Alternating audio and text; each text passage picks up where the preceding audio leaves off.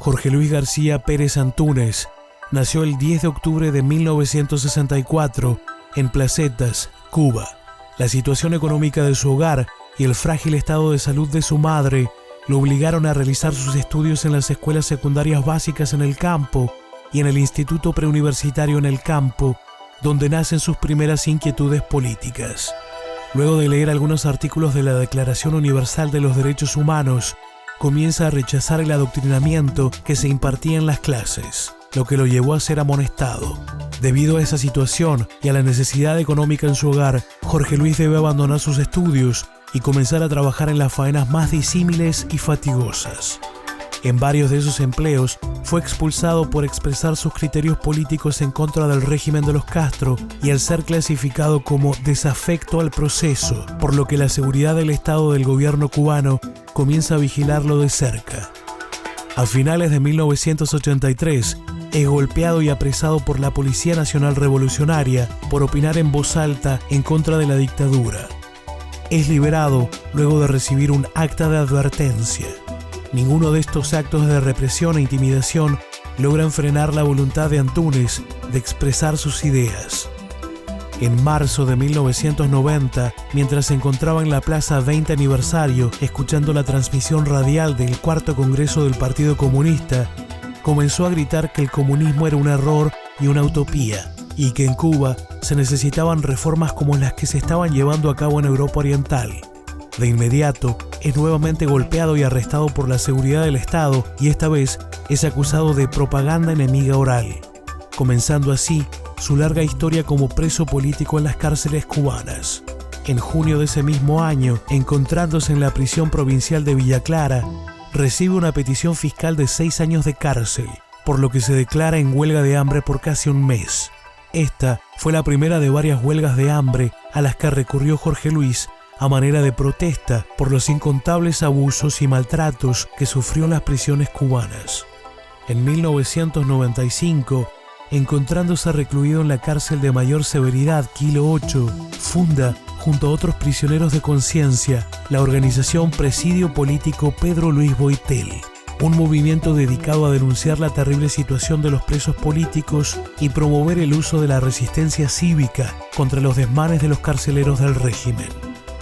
Su valor capta la atención mundial y en 1998, mientras visita la isla, el Papa Juan Pablo II pide al régimen su liberación. Luego de casi 18 años preso, Antúnez es liberado en 2007. En 2014, cuando el presidente Barack Obama anuncia la normalización de las relaciones entre Estados Unidos y Cuba, Antúnez declara su descontento con lo que él entiende como una capitulación con el gobierno cubano, haciéndose eco de las opiniones de Berta Soler y Oscar Elías Bisset, que los Estados Unidos deberían haber exigido reformas democráticas en Cuba antes de pensar en un cambio en la política entre los dos países. Antúnez, muchas gracias por aceptar esta invitación de Voces de Cuba. Gracias a ustedes por la oportunidad. Naciste en Placetas, en la provincia de Villa Clara, en el seno de una familia muy humilde. ¿Cómo fueron esos primeros años de tu niñez? Bueno, mis primeros años de niñez transcurrieron con una naturalidad dentro de la humildad de mi familia. En un ambiente de amor, de sacrificio. Mi madre nos tuvo que criar a todos los hijos lavando para la calle. Era prácticamente la lavandera, ahí mi abuelita del barrio. Tenía que lavar, tenía que planchar, tenía que limpiar casas para poder mantener a los cuatro hermanos. El régimen castrista promueve que en la Cuba revolucionaria los negros han sido reivindicados. ¿Qué crees de esa afirmación? Bueno, mira, si no fuera un tema tan delicado, movería la risa. Y precisamente yo, que vengo de un seno, una familia humilde y de alguna medida desinformada durante mis primeros años, sí se nos inculcó de pequeño en la escuela el adoctrinamiento que los negros solo eran personas en el socialismo. Es decir, nos decían que los negros en el capitalismo solo servían para limpiar zapatos, para hacer trabajos de segunda clase o tercera clase. Pero me di cuenta con el transcurso del tiempo, de los años, que había en Cuba una profunda discriminación racial. Y yo quiero diferenciar mi criterio, qué es una discriminación racial y qué es racismo. Y digo que no hay racismo en Cuba porque en Cuba la sociedad es una sociedad incluyente. O sea, existen los matrimonios mixtos, existe una relación entre las personas, no importa la raza, la propia posición lo demuestra así. Pero sí se ven las esferas del régimen, cómo el régimen promueve el racismo. Y creo que la manera principal que tiene, el principal racismo que hay en Cuba es cuando el régimen silencia el tema racial. Es decir, cuando triunfa lo que ellos llaman revolución, eliminan de un plumazo el debate sobre el tema racial dentro de Cuba. Es decir, lo que diferencia de otras partes del mundo, donde seguro hay leyes, hay disposiciones que pueden reprimir, que pueden sancionar el tema de cuando se discrimina. En Cuba te dicen no hay discriminación racial, los negros no tienen los mismos derechos que los blancos y sin embargo no es así. Si vamos a las prisiones cubanas, vemos que el alto por ciento de las personas son de la raza negra. Pero si paradójicamente vemos también las fuerzas represivas, en su mayoría son negros, incluso son las personas más agresivas. Esto es un poco paradójico, pero es significativo. Es decir, que los negros en Cuba es como si fuésemos personas de segunda clase. O vas a la prisión o tienes que servir en la represión. Vamos, por ejemplo, a las universidades y el claustro de profesores y incluso alumnos, los negros escasean. ¿Y qué decir entonces de los puestos directivos, tanto del gobierno, del régimen como es, o de otras esferas gubernamentales? Verdaderamente hay una discriminación racial y el solo hecho de estar toda la vida sacándote, diciéndote que los negros tienes que aceptar la revolución, negros que fuera de ti si vivieras en el capitalismo. Yo creo que eso denota el verdadero racismo. Yo recuerdo en el año 98, cuando realizábamos una huelga de hambre, cuando el Papa Juan Pablo II visitó Cuba. Recuerdo un episodio que nunca se me olvidará. Cuando nos trasladan a todos, a Néstor Rodríguez Lobaina, un grupo de prisioneros políticos, nos trasladan para el centro de detención y tortura de la provincia de Guantánamo. Recuerdo que en un momento me llevan a una oficina y me recibe un hombre de la raza negra, que hasta ese momento no lo conocía, apellidado Casamayor. Y él me dice de esta manera: pero tú, Antuni, tú eres negro. Le dije, sí, ¿hay algún problema con eso? Pero si tú negro te opones a la revolución, nosotros los negros que tenemos que besar el trayecto, el piso por donde pasa el comandante en jefe. Yo le respondí lo siguiente, le dije, mira, si usted tiene alma de esclavo, si tiene alma de sumiso, yo no lo tengo. ¿Usted recuerda qué día nací yo? Yo nací un 10 de octubre. Por mis venas corre la sangre de esos negros que acompañaron a Calamano de Céspedes para la Manigua Redentora. Y como negros, los negros también tenemos derecho a defender los derechos humanos, a luchar por la libertad de Cuba. Y por eso el régimen no perdona. Yo creo que mis grandes crímenes han sido precisamente, primero, ser negro, ser opositor y haber decidido permanecer en Cuba luchando y no abandonar mi país. Eso nunca me lo va a perdonar el régimen castrista. Por eso es el ensañamiento, por eso es la represión, por eso es esa hazaña. Tu nombre es Jorge Luis García Pérez, llevas los dos apellidos de tu mamá. Sin embargo, todos te llamamos Antúnez. Bueno, mira, yo quiero decir que Antúnez no es un apodo, Antúnez no es un mote ni tan siquiera, Antúnez es un apellido, es mi apellido real, natural. Mi padre, en paz descanse, se nombraba Rubén Antúnez y mi mamá, en paz descanse también, se llamaba Alejandra García. ¿Qué sucede? Que por cuestiones propias, determinadas situaciones que ocurren en la familia y demás, yo después de la mayoría de edad adopté o tomé la decisión, conjuntamente consulté con mi madre y mis hermanos, de adoptar los dos apellidos de mi mamá. Es decir, me llamo Jorge Luis García Pérez, porque esos son los apellidos de mi madre. Pero en lo que es mi cédula de bautizo, mi expediente acumulativo, como le decían en la escuela y todo, reza por Jorge Luis Antúnez García. Soy un García Pérez, con todo el orgullo por tener los apellidos de mi madre, pero soy Antúnez y no es no es un apodo, es simplemente mi apellido natural. Cuéntanos quién fue tu mamá, Alejandra. Bueno, mi mamá era una persona extremadamente sencilla, natural. Era una persona que no sé hasta qué punto cuando falleció pudo haber tenido todavía, digamos, no sé, la venda en los ojos. Era una persona que tenía miedo, ese miedo propio que tienen todas las personas, o que tienen muchas personas dentro de Cuba en aquella época. Era una persona extremadamente enferma, tenía una serie de cardiopatías, era una persona extremadamente delgada. Nos crió a todos nosotros lavando para la calle, como se dice en buen cubano. Pero lo principal, ¿quién era mi madre? una persona honesta, una persona que nunca le hizo daño a nada ni a nadie, una persona que querían todos en el barrio, que nos inculcó, a pesar de su ignorancia política, el amor a Dios, el amor a los principios, a los buenos hábitos, a la solidaridad, a la decencia. Creo que eso es importante. Yo recuerdo que la última vez que la vi un día 4 de noviembre del año 92. Días después, recuerdo que el día 19 de octubre, o sea, del mismo mes,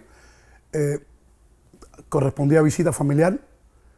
Recuerdo que no fue a la visita, aquello me llamó la atención, me indigné, me puse bravo, le escribí una carta cuestionando por qué no había ido a la visita, y lejos estaba de imaginar que esa carta nunca la pudo leer. Esa fue la única vez que me faltó a la visita.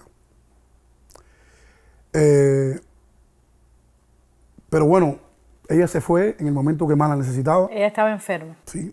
Ella la veo la última vez el día 4. Ella sigue para Sitiacito, donde radicaba su hermana. Allí se enferma. Recuerdo que sus últimas palabras, según me dijo mis tíos, eran, mis primos, fue: vamos a comprar la mortadella líquida para llevarle un poquito a José Luis. Mi mamá no solo murió de sus problemas de salud, sino también murió por el abandono propio del régimen. Ella tenía un tratamiento de muchos medicamentos. El régimen no le facilitó las posibilidades de adquirirlo. Y para decirlo con el dolor de mi mamá también murió de hambre y murió de la presión también que altos oficiales de la policía política le ocasionaron cuando ella enfermó. Y yo me había evadido de la prisión para poderla ver, me lo impidieron. Y el oficial Raúl Llanes Marín, el oficial Boris Luis Arriba y Raúl Castellón llegaron hasta la cama de su lecho de moribunda en Placetas y con un revólver Macaró en la mano le dijeron: señora, su hijo está evadido, está evadido porque quiere verlo. Si no le entrega, le vamos a dar un tiro, y si se lanza al mar para escapar del país, le hemos dado orden a los guardafronteras de poner el Mar Rojo con su sangre.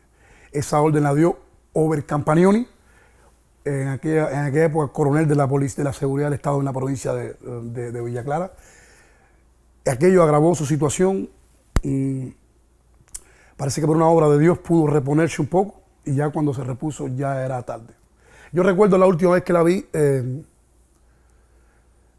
bueno, nos despedimos de la visita. Le dije: mami, me piden ahora no sé cuántos años, estoy acusado de intento de sabotaje, estoy acusado de propaganda enemiga de nuevo, pero no te preocupes, tú verás que todo va a salir bien, pero me van a llevar para la prisión de Manaca.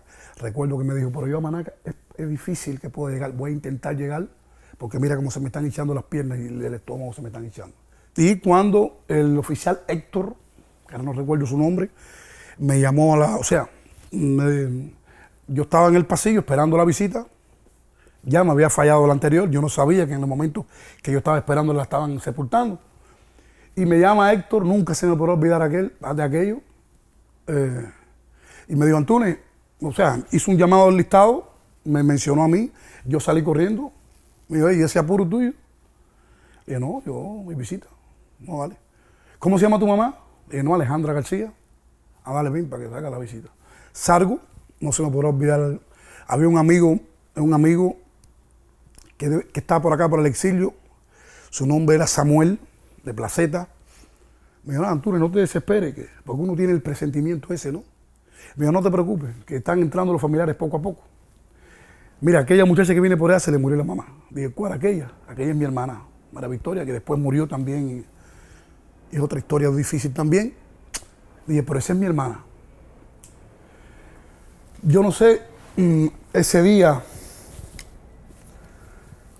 el tiempo, yo creo que demoraron, no sé cuál tiempo demoró en que mi hermana venía desde las oficinas donde salía hasta donde estaba yo. A veces yo quería que no llegara, que el tiempo se detuviera, o que llegara ya de momento. Y cuando llegó le dije: me dijo: sí, murió tu mamá, nuestra madre. No, allí emití una protesta allí fuerte, los hermanos trataron de consolarme, los familiares, sobre los familiares de los hermanos, además los otros presos. Y después me entero que la parte difícil. Cuando mi hermana muere, los familiares míos que eran, iba a decir rabiosos comunistas, sí, rabiosos comunistas. Estoy hablando de María del Carmen Micado García, mi hermana, mi prima materna. Estoy hablando de Clemente Micado García, mi primo materno, que actualmente de oportunista se encuentra acá en el exilio. Mi primo Manolo Micado García, ingeniero en planta mecánica. Todos ellos hicieron un complot y me hicieron, o sea, avisaron a la prisión, según ellos, aparentemente de que yo debía asistir a los funerales. Llamaron a la prisión, les decían que yo estaba en camino, hasta que ya hubo que sepultar el cadáver. Días después me llamó uno de los oficiales que después se dio un disparo, se suicidó, y me dijo que yo no había podido ir a los funerales de mi mamá porque yo era un negro rebelde y recalcitrante, que yo no me ponía la ropa y si yo no me vestía de preso, yo no podía ir a los funerales, que ellos sabían cuál era mi posición y que esa posición estaba pagando el precio ese de la rebeldía, de mi ser un elemento controversionario, subversivo y todo lo demás. Bueno, eso fue un episodio extremadamente difícil, difícil de olvidar, pero aún así, con todo este golpe, que yo soy el golpe más cruel que he recibido, yo creo que mi corazón yo no me siento una persona llena de odio, lleno de rencores. Claro que eso no quiere decir que los criminales, los responsables de estos hechos, tengan que pagar por lo que hicieron. Pero aún así, mi lucha, mi camino, mi sacrificio, no está movida por odio, está movida por convicciones.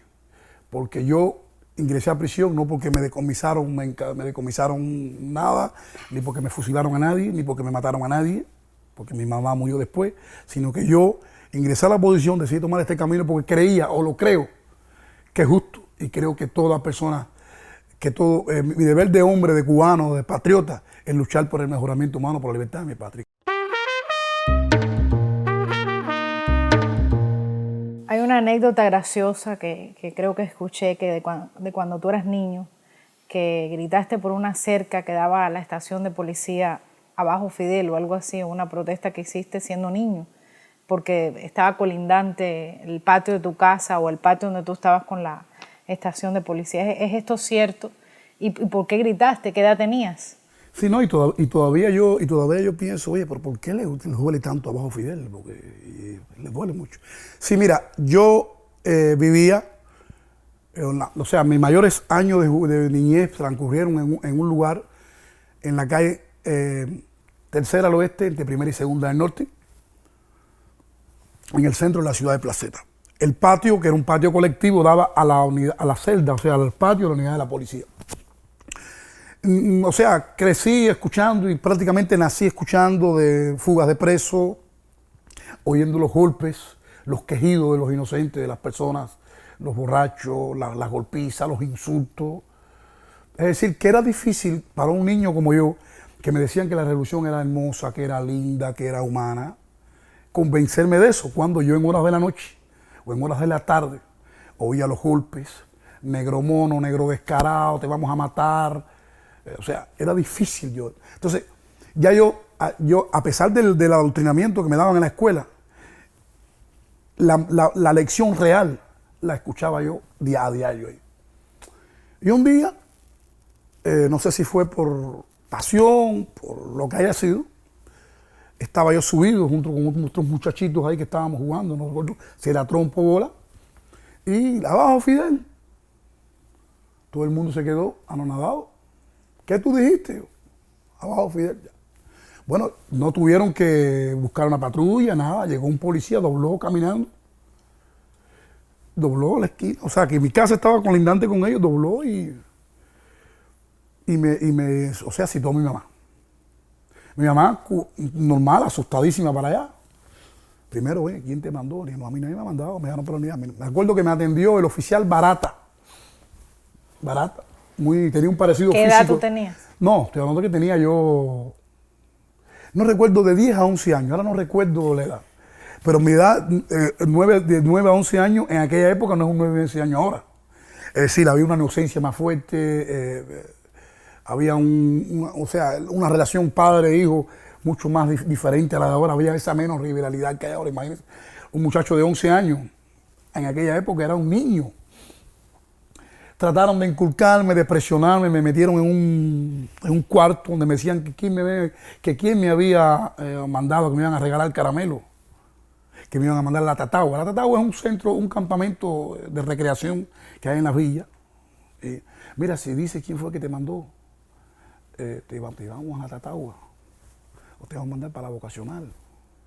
O sea, me proponían escuelas buenas y esas cosas. Evidentemente a mí no me mandó nadie. Yo no puedo asegurar ni quiero asegurarme que fui un patriota de los 11 años, tampoco. Ni quiero decir que yo con 11 años me convertí en un opositor, no creo que fue así.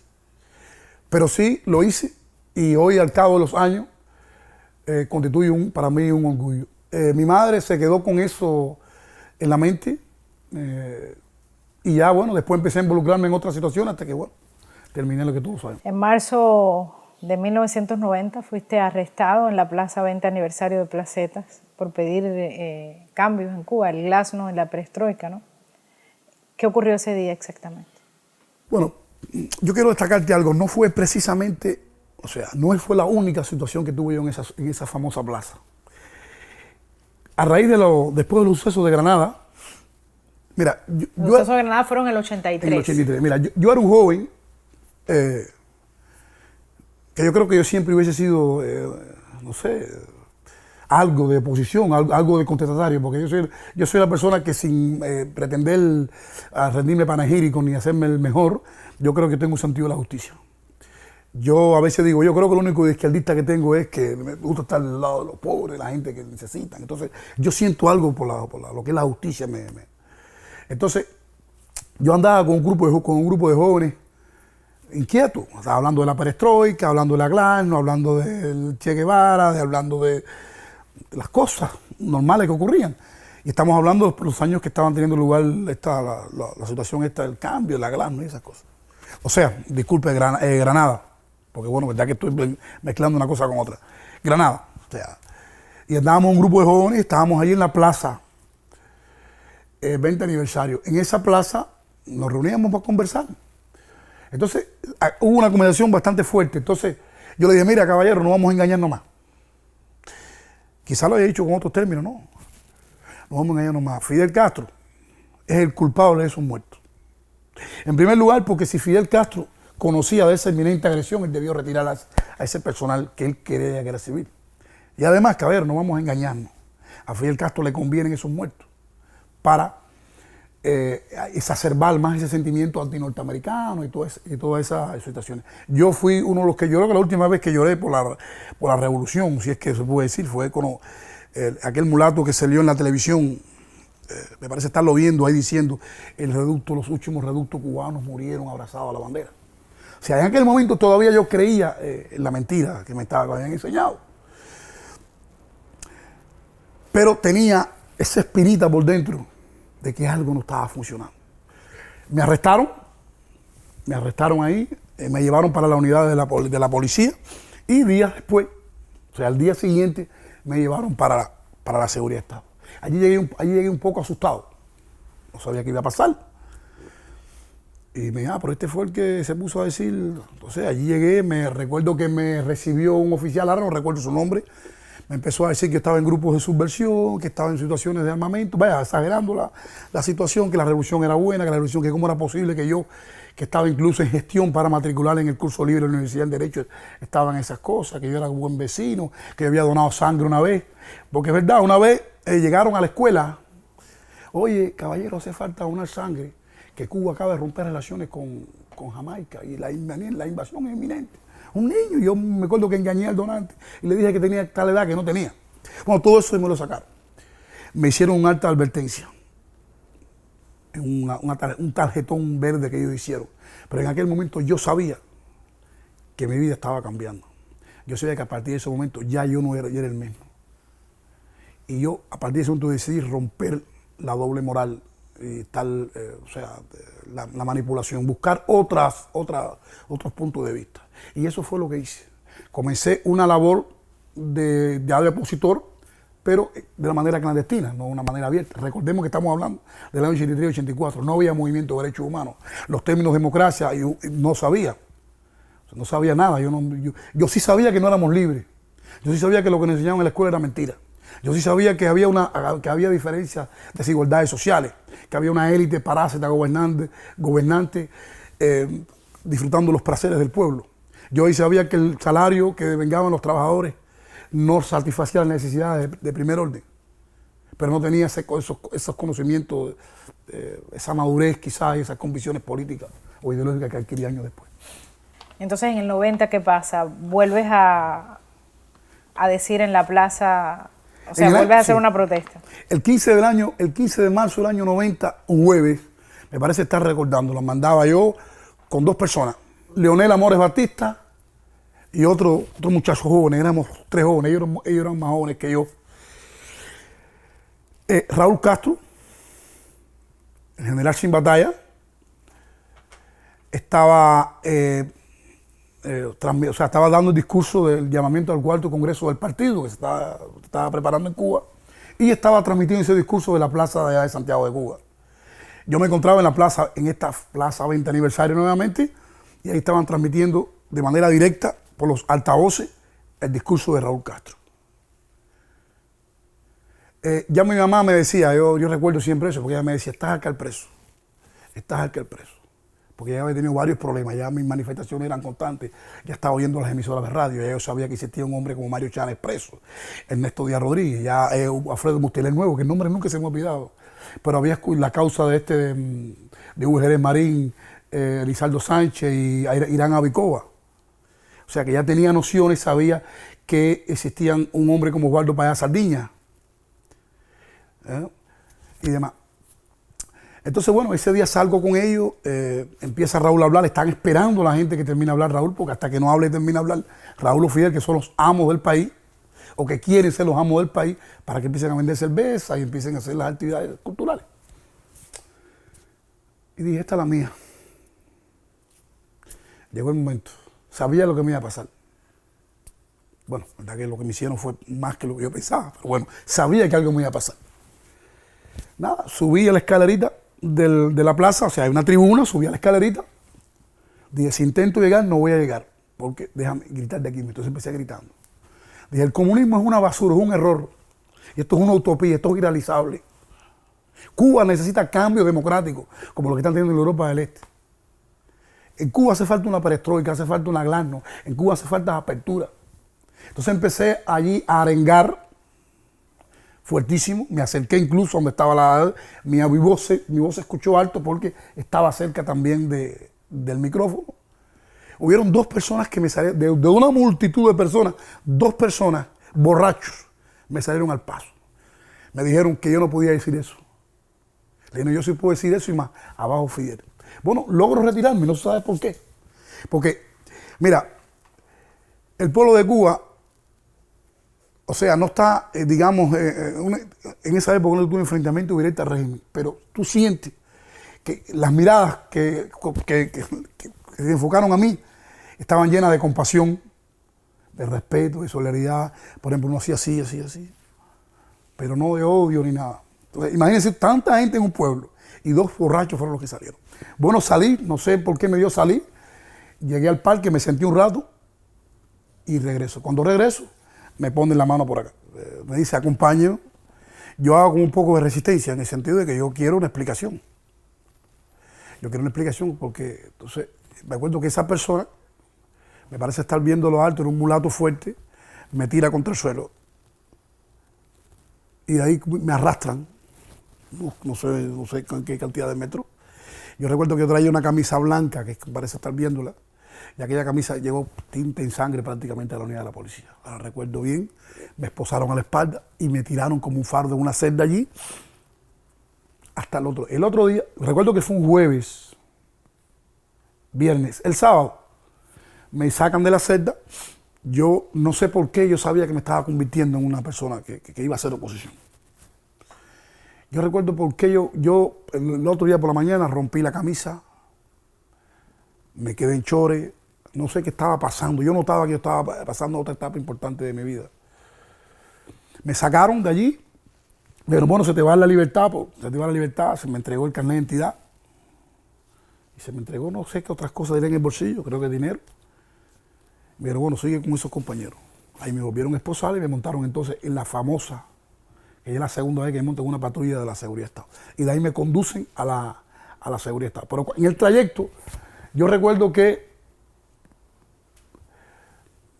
mi mamá, no sé, alguien me había dado una caja de cigarros suaves. Eso no se me ha olvidado nunca, porque es un episodio que ilustra. Yo no era un fumador, tampoco, ¿no? Pero la juventud, cada rato me fumaba un cigarrito. Yo recuerdo que porque yo soy una persona un poco jananero, ¿no? Yo a veces en los momentos difíciles me hago, porque soy así. Y le digo, ¿se puede fumar un cigarrito ahí, oficial? Me dice, me depende. Digo, ¿depende de qué? No, depende de tu colaboración. Le dije, ¿colaboración en qué? ¿Por qué estoy aquí yo? ¿Por gritar abajo Fidel y que hace falta perestroika aquí? Oye, pero qué valiente tú eres, fuma el cigarro. Pero es que si yo sabía por lo que estaba. Yo sabía lo que... En efecto, cuando iba rápido, no tengo nada que ocultar. O sea, yo me sentí que yo no tenía nada. Me sentía orgulloso. Y ahí, bueno, ahí conocí un grupo de hermanos míos ahí de Sagua la Grande que estaban allí, como Rubén Hoyo Ruiz, Fidel Vila Leinares, Carlos Enrique Guerra Esperaza, José Ángel Luis Alemán Almeida, que eran miembros del Comité Cubano por los Derechos Humanos, que estaban, o sea, que días después cayeron ahí y ahí comenzó una relación de lucha con un grupo de hombres del Comité Cubano. Yo no sabía de derechos humanos. Yo sabía que era una dictadura y que había que enfrentársela. Yo sabía que mi deber como cubano era protestar por lo mal hecho. Pero yo no sabía que había es que ni tan siquiera yo sabía lo que era. O sea, conocía de la Declaración de los Derechos Humanos, algunos artículos que había leído en el preuniversitario. Pero yo no sabía qué era una oposición, qué era una disidencia. Yo sí sabía que debía hacerlo. Y eso era suficiente. Te acusaron y te juzgaron por propaganda enemiga oral y escrita, que esos no son delitos en el mundo libre. Esa primera etapa de prisión, después de tu condena, ¿cómo fue? La prisión para mí ha sido la experiencia más importante y más fructífera. Yo allí en la prisión aprendí, o sea, pude conocer los comunistas, la hazaña, el abuso, porque no es lo mismo que escuchar hablar de una cosa, de una injusticia, que sentirla en carne propia. Yo sabía que era posible que a un ser humano se le diera golpe.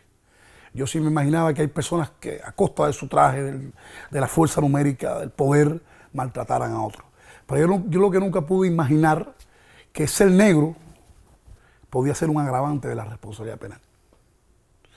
Yo no podía imaginar que se me iba a aplicar una política racista y cruel, abierta, no solo a mí, sino a las demás personas. Pues. Yo había llegado ahí con dos grandes crímenes, ser negro y ser opositor. Yo jamás podía imaginar ver asesinar a hombres a cabillazos por parte de los militares. Yo no podía imaginarme que a mí me iban a torturar de esa manera, que me iban a quitar el agua, que me iban a amarrar por días en una cama. Yo no podía imaginar que iba a ver a un militar nombrado Tony reventarle la cabeza a cabillazo a Samuel Simpson González. Yo no podía imaginar esas cosas, que esas cosas podían pasar. Yo no podía imaginar una tortura como la Shakira en una celda. Pero yo no podía imaginar que días después me iban a echar agua en el suelo, que me iban a tratar de rendir mis huelgas de hambre. Yo no podía imaginar eso. Y creo que la prisión fue importante. Pero fue importante por muchas cosas también. Fue importante porque pude conocer hermanos muy valiosos. Pude inspirarme en hombres que lucharon, que me inspiraron por su ejemplo y por su lucha. Y creo que para mí, como yo siempre le decía a mi hermana, para mí lo principal siempre consiste en poder mirar de frente al enemigo, al adversario, al enemigo. Yo no me considero un líder, no me considero un rebelde, como muchos dicen. Yo simple y llanamente me considero una persona que fue encarcelada con el objetivo de aniquilarla. Una persona que le aplicaron todos y cada uno de los métodos de tortura, de vejamen, y no cedí ante ellos, no claudiqué. Pero creo que no he sido el único. Yo creo que hay muchas personas y muchos presidios cubanos que han sufrido estas represiones mucho más que la mía y en épocas más difíciles. Entonces yo creo que yo no hice otra cosa que inspirarme en hombres como Pedro Luis Boitel, inspirarme en hombres como Roberto Martín Pérez, como Maqueca, como Rodolfo Rodríguez Arromán, como César Páez. O sea, y lo digo con todo orgullo, yo soy villareño. Y quizás eso contribuyó a que yo tomara ese camino. Por ejemplo, yo cuando joven oía hablar de Pedro Luis Boitel. Yo oía hablar de los alzados en el Escambray. Fíjese, aún cuando... ¿Pero quién te decía? ¿Quién te hablaba de eso? Bueno, en la escuela me decían que eran unos bandidos. En la prensa, en la radio me decían que eran unos bandidos. Pero el problema es que como yo vivo en un municipio, en un pueblo que ha dado muchos mártires, muchos patriotas, Gutiérrez Solanes, muchos que han estado presos, esas personas tienen relaciones en la calle. Y esas personas nos contaban. Abajo del Mosquitero, no sé, en una sala, en una esquina, debajo de una luz tenue, pero siempre la verdad. Los cubanos saben que los domina, que los explota un régimen opresor. No porque no hayan salido todos a la calle a defender su libertad, no crean que la manipulación es completa. Ellos saben que... Y entonces crecí oyendo esas anécdotas del Escambray y eso me inspiró a mí en la lucha. Hablabas ahorita de que en octubre del 92 te escapaste de la prisión para ir a ver a tu mamá que estaba enferma de muerte. Exactamente cómo pudiste escapar, de qué prisión era y qué sucedió después. Mira, yo el 27 de septiembre del año 92, junto con el expreso político, con el hoy expreso político, el Lenin Córdoba García, habíamos concluido una huelga de hambre que estuvo a punto de costarnos la vida. Esta huelga de hambre la hicimos con el objetivo de protestar contra la disolución del presidio político allá en la prisión de Manac. Cuando terminamos la huelga, ya en estado grave en el hospital militar de Santa Clara, allí la policía política parece que estúpidamente creyó que llevándonos a nosotros para una prisión de menor rigor de trabajo, nosotros íbamos a trabajar o íbamos a cambiar nuestra posición. Y me llevaron para la prisión La Grima. La prisión La Grima es una prisión famosa en Cuba por los atropellos y demás. Y allí a las 6 de la tarde de un 14 quizás de octubre del año 92, aprovechando la oscuridad, los apagones eléctricos y el descuido y demás, logro saltar una de las tapias y me evado. Apenas me evadí, sabía lo difícil que era, me apuré por todo el camino, pasé pantanos, pasé rinqué cerca, cogí botellas, como se dice, botellas para el carro en la calle, pasé muchas necesidades para poder llegar. Pero cuando llego a Placeta me la encuentro militarizada. Incluso yo me escondo en casa de un amigo, cerca de la casa de un amigo, y veo que la cuadra la tienen rodeada. Puedo contactar con uno de mis hermanos maternos, Loreto Hernández García, y mi difunta hermana, quien me comunica que la policía política había ido, estos oficiales, Boris Luis Arriba, Jesús Llanes Marín y Eduardo Castellón Fernández, habían ido a mi casa, habían tumbado la puerta, empujón, y habían llegado al lecho de mi madre moribunda que se encontraba en la misma sala de la casa. Estoy hablando exactamente de la casa número 104, de la calle Cuarta del Norte, entre Quinta y Sexta del Oeste, en la ciudad de Placetas. Cuando ya veo que es imposible llegar a verla, comencé mi actividad de riego de propaganda. O sea, empecé a regar propaganda. Te estabas escondiendo en una casa X. En casa X por allá, distribuí propaganda. Recuerdo que aquella época estaba... Bueno, no recuerdo qué campaña civilista estaba. Y ya, entonces fui capturado. O sea, yo me evado a las 6 de la tarde y a las 6 de la mañana ya estoy capturado. Ahora, ¿la captura cómo fue? O sea, en menos de un día, o sea, 24 horas, en 12 horas haces todo eso. Hago todo eso. No puedes llegar a la casa, distribuyes propaganda y eres capturado. Porque cuando mi hermano me cuenta eso, digo, bueno, mira, ellos necesitan darle un escarmiento, ellos me van a dar un tiro y la que va a morir es mi hermano, voy a morir yo. Y sabía que lo hacían. Entonces nada, estoy en casa de Helio, un amigo, había llegado ahí, y cuando irrumpe la policía en el lugar, él me esconde dentro de un escaparate, puede esconderme, y allí, vaya, este episodio narra a mí me lo hubieran contado, yo no lo hubiera creído. Yo, no sé, hay cosas que no se creen, la maldad es tan cruel, tan cruda que no, Mira, yo me escondo en ese escaparate. Ese escaparate lo cierran con llave. Viene un perro olfateando. El perro ya marca el escaparate. Todo eso lo estoy oyendo yo. Mira lo que hacen. Salen ellos, se queda un oficial, abren el escaparate y meten al perro dentro del escaparate. Y cierran el escaparate. Entonces, eso es algo increíble. Aquel perro empezó a morderme. Yo, que tengo por costumbre no gritar delante de mi adversario. Yo dije, este perro me va a comer, me va a matar este perro. Yo sentí miedo por mí, porque yo soy un ser humano.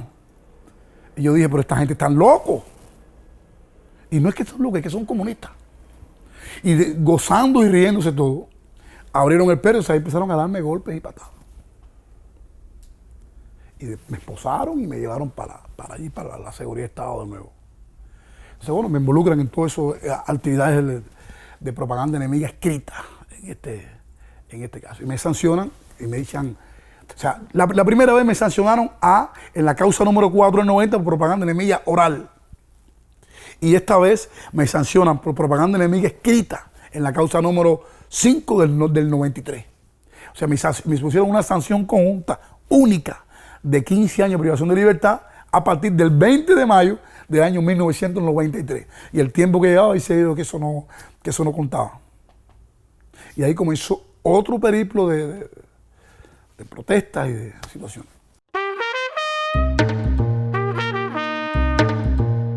Luego de la muerte de tu madre, tu hermana por parte de padre, Berta Antúnez, se encarga de tus visitas y de tus necesidades en prisión. ¿Quién ha sido Berta Antúnez para ti? Bueno, es que yo creo que yo no soy muy supersticioso ni soy muy creyente. Pero yo creo que Berta Antúnez no puede ser eso, no puede ser algo normal.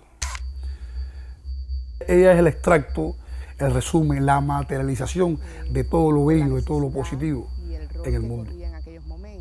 Porque ella aparece en mi vida en el momento que más me necesita, que me necesita hoy. Ella aparece en el mundo que yo pierdo a mi mamá. Y ella se entregó en cuerpo y alma a mí. Muchas veces, y de eso me enteré después. Berta Antúnez, a veces yo estaba en una huelga de hambre. Yo dejaba la huelga, terminaba la huelga o cumplía los objetivos y ella seguía en huelga de hambre. Porque ella decía que quería sentir lo que yo sentía. Pero me he enterado de cosas más. Ella abandonaba la cama de su esposo y se acostaba desnuda en el suelo durante noches porque ella sabía que los presos en Cuba lo desnudan para que lo rinde el frío. Y dejaba de tomar agua. Y no solo por mí, porque por mí hay un deber, hay una no, sino por Andrés Flometa Cuenca, por Leoncio Rodríguez Ponce, por Néstor Rodríguez Lobaina.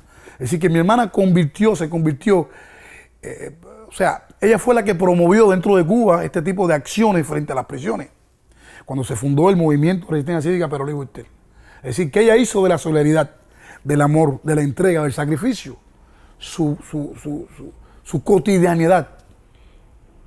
Es decir, que no puedo decirte quién es, no puedo decirte, narrarte qué significa, porque significa todo.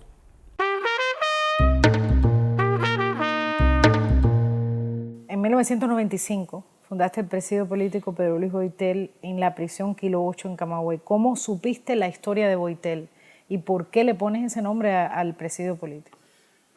Mira, yo te voy a ser sincero, yo de Boitel solamente conocía que había muerto en una huelga de hambre 53 días, que se había enfrentado a la dictadura de Batista y después a la de Castro. Y para mí eso es suficiente. Yo decía, esto es tú. Incluso por Radio Martí, creo que un día hay un poema, no sé.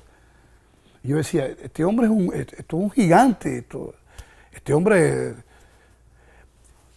concebir que un hombre fuera a morir en huelga, yo nunca había dejado de comer en mi vida. Yo no sabía que una persona se atreviera a dejar de comer.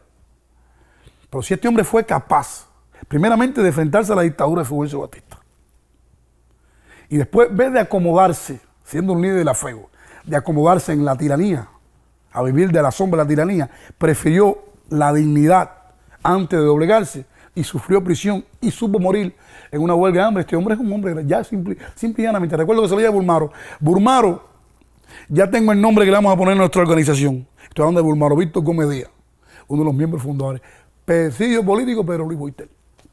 Ahora, las huelgas de hambre.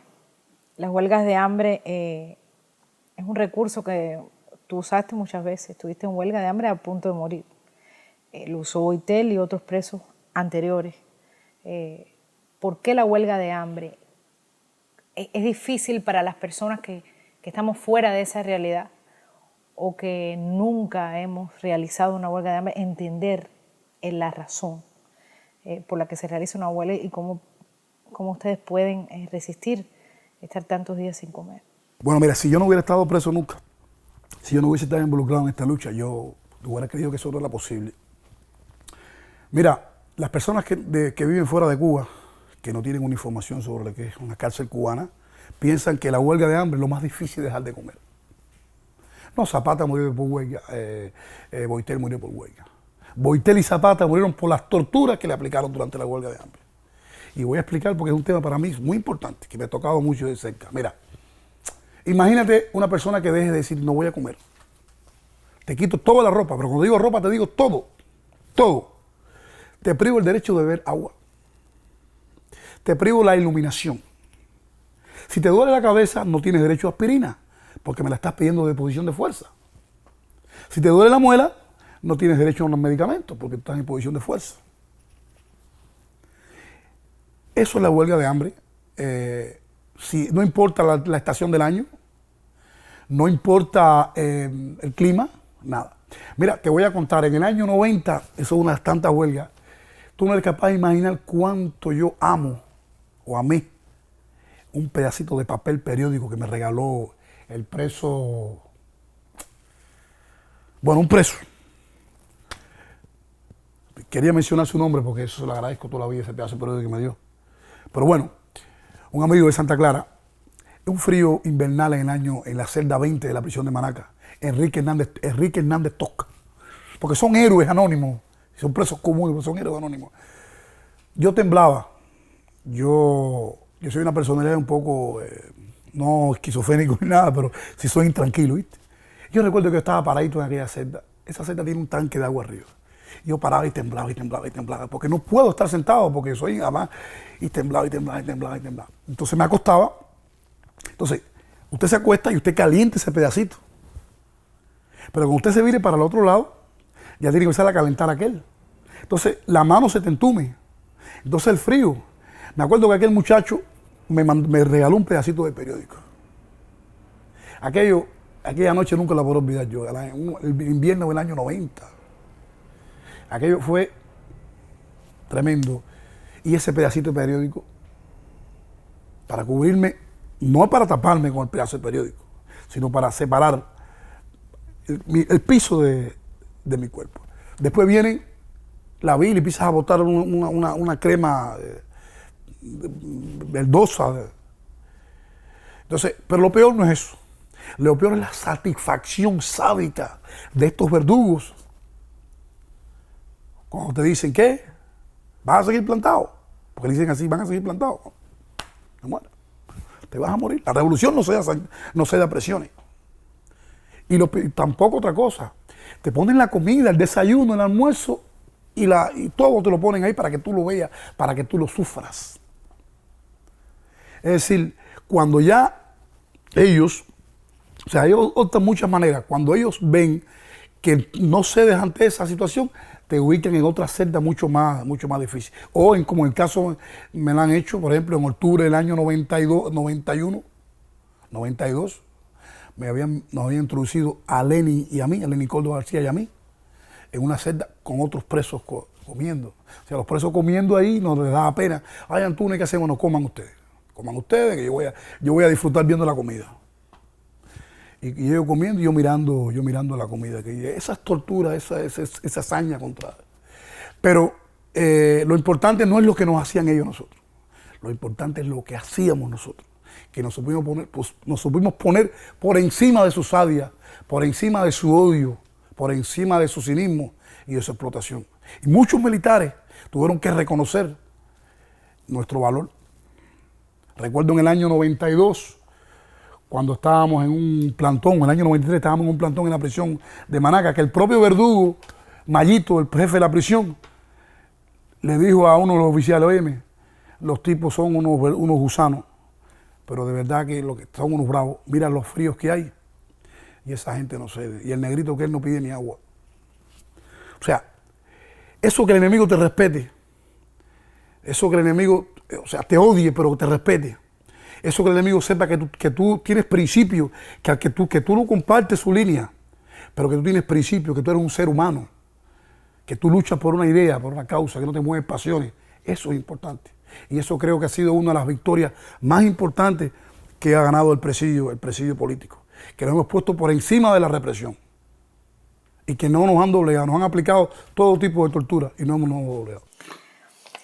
En la prisión de Guantánamo estuviste una vez 47 días, ¿no? En una celda de castigo desnudo. Sí, mira, todas las prisiones tienen sus características dentro de Cuba, las provincias, porque hay una emulación, ellos emulan entre ellos. Ellos disfrutan eso. Ellos te dicen en Camagüey, te dicen, se perdió la llave. Y allá te dicen una cosa, aquí te dicen otra. Y te voy a contar qué fue. Ese día había una visita, una inspección de esa que hacen ellos a la prisión de familiares y militares y eso. Entonces está Néstor Rodríguez Lovaina, Francisco Ruiz Díaz Echemendía, estábamos en la famosa celda permanente, cada uno en una celda diferente, ¿no? Y lejanos todos. Yo estaba en la tola. La tola es una celda herméticamente cerrada con unas planchas de acero, donde de acuerdo que teníamos que meter la nariz, Néstor y yo después, a ver si cogíamos un poco de aire. Entonces empiezan a crear consignas. O sea, una tapiada, una celda tapiada. Totalmente tapiada. Totalmente tapiada. No hay baño, no hay nada. Entonces, los militares y los presos comunes comienzan a gritar consignas para congregarse con la visita. Cuando un pueblo de México y llora, la injusticia tiembla, toda esa salta de retórica. Entonces, Néstor comienza a gritar desde acá, y Echemendía y yo. Los gritos míos casi no se oyen, yo estoy en una tola. Abajo Fidel, abajo la dictadura, deben haber hecho un cese de la represión. Lo que baja para allá es una turba militar agresiva completamente. Yo recuerdo que yo veo esa cantidad de presos que van para allá, de guardias que van para encima de Néstor. Dije, bueno, lo van a matar. Aquí hay que compartir el golpe. Y yo a veces me río después que pasa todo, ¿no? Y le digo, oye, militar, y la mantenida, oye, abajo Fidel, yo también. Dice, pero mira, este negro está equivocado. Y abrieron y me cayeron a golpes. Aquello sirvió de algo, porque nos compartimos los golpes. Ya era menos los que iban para donde estaba Néstor y los que iba para Echemendía. Bueno, nos golpearon y me recuerdo que aquella golpiza fue tan brutal que Néstor, cada patada, soltaba los excrementos por todo el pasillo. Néstor es una persona de una consistencia física muy débil, pequeño, pero bueno, de un coraje inmenso y unos principios tremendos, y nos dieron tremenda golpiza. Recuerdo que nosotros éramos presos plantados. Nosotros no aceptamos ponernos las manos atrás. Y trataron de humillarnos, nos pasaron desnudos por todo el penal, a golpe, a los tres. Y recuerdo que me dijo Macía, el verdugo que él me dijo. Bueno, era el jefe de la prisión. El jefe de la seguridad del Estado allí. El jefe de la prisión era Larsi, un tal Larsi. Bueno, ustedes no se ponen las manos atrás, pero vas a estar hoy todo el día con las manos atrás. Dije, no, vas a estar. En efecto lo hizo. Nos esposó a la espalda y nos mantuvo todo el día, a la fuerza. Digo, bueno, de esa manera sí, a la fuerza. De ahí nos ubicaron a Néstor y a mí en la famosa celda tapiada, en la estola. Cuando llevábamos 40 y pico días, no estábamos en huelga, estábamos ahí plantados. 40 y pico días, se emitió otra protesta más y volvieron a duplicarnos hasta que tuvimos los 46 días sin bañarnos, sin cepillarnos los dientes, sin ver la luz del sol.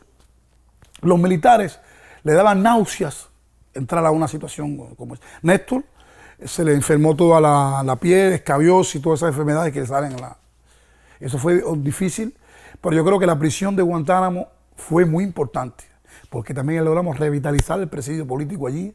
Hombres como Andy Frumeta Cuenca, Leoncio Rodríguez Ponce, Carlos Luis Díaz Fernández, Carlos Alberto, bueno, en fin, un sinnúmero de personas se afiliaron a ese y fortalecieron el movimiento y la resistencia.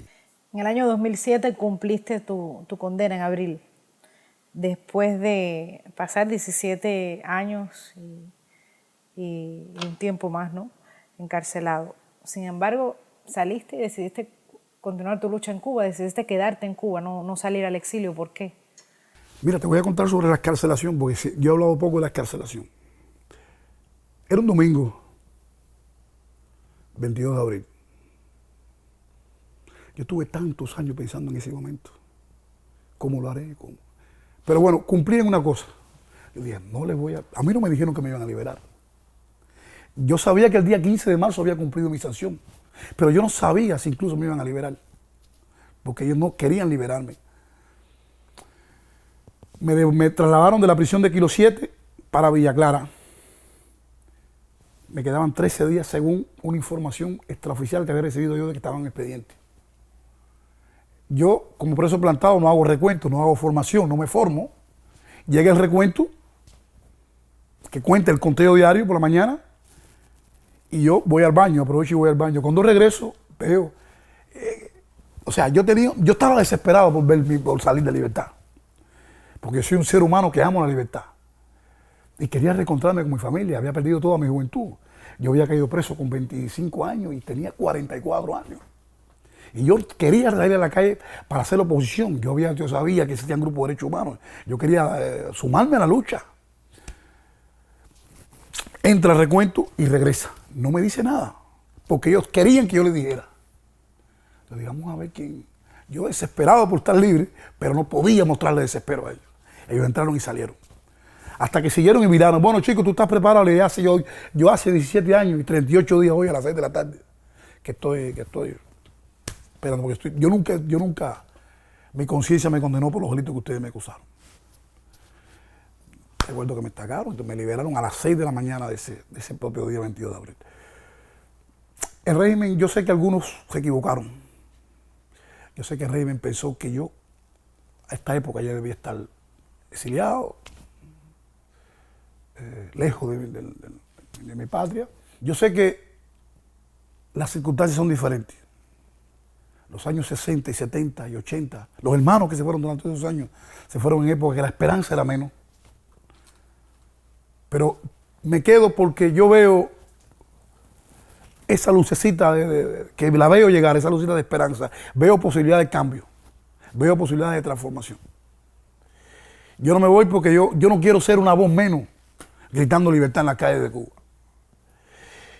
Algunos me dicen, Antúnez, y yo no sé, ese razonamiento tan ingenuo, Antúnez, compadre, tú hablaste ya, al año, se dice en el argot cubano, como cubano, compadre, usted habló ya 17 años, váyase, compadre, para el carajo.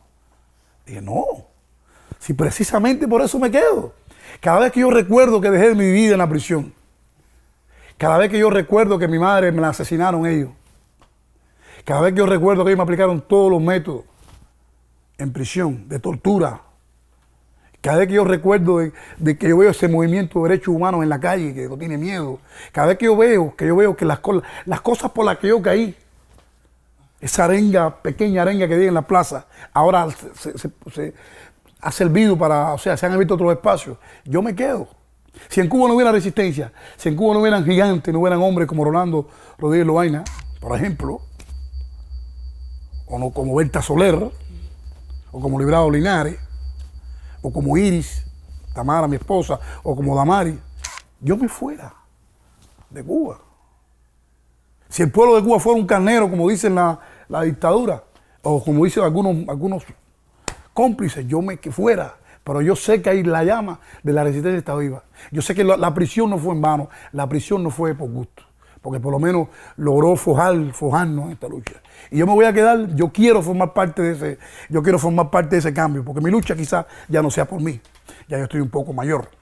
Mi lucha es por los que vienen, por los hijos, por los nietos, por los sobrinos, por esas generaciones. Yo creo que ellos merecen un futuro, ellos merecen libertad.